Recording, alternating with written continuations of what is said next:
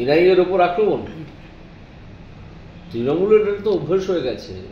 ওরা কি জানে না যে এনআইএকে তদন্ত করতে বলেছে আদালত?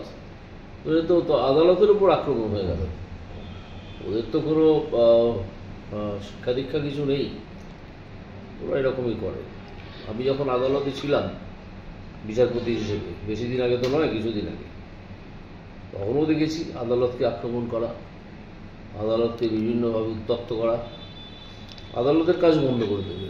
মানে এটা একটা অত্যন্ত, তৃণমূল হচ্ছে একটা অত্যন্ত কী বলো দুর্বৃত্ত ফোর্স, এদের এটাই কাজ।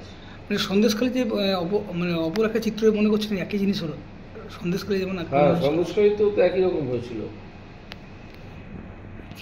এখানে সেটা তীব্রতা একটু কম, সন্দেশখালীতে তীব্রতায় আরও বেশি ছিল।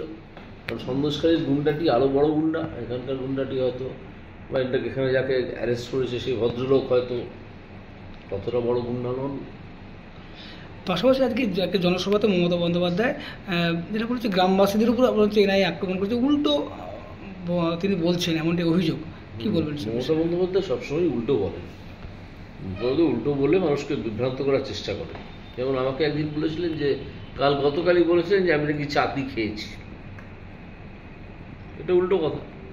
ওনারা চাকরি দিয়েছিলেন যারা অযোগ্য তাদেরকে, পয়সার বিনিময়ে, টাকার বিনিময়ে।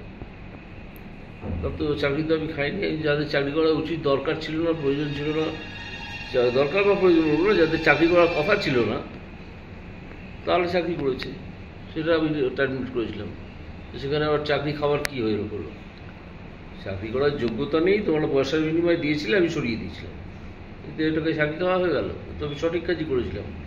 এই যে কোনো সঠিক কাজ করলে মমতা ব্যানার্জি সেটাকে ঠিকঠাক উল্টোটা বলে ওটাকে বলেন যে না, আমরা যেটা করেছিলাম সেটাই ঠিক ছিল।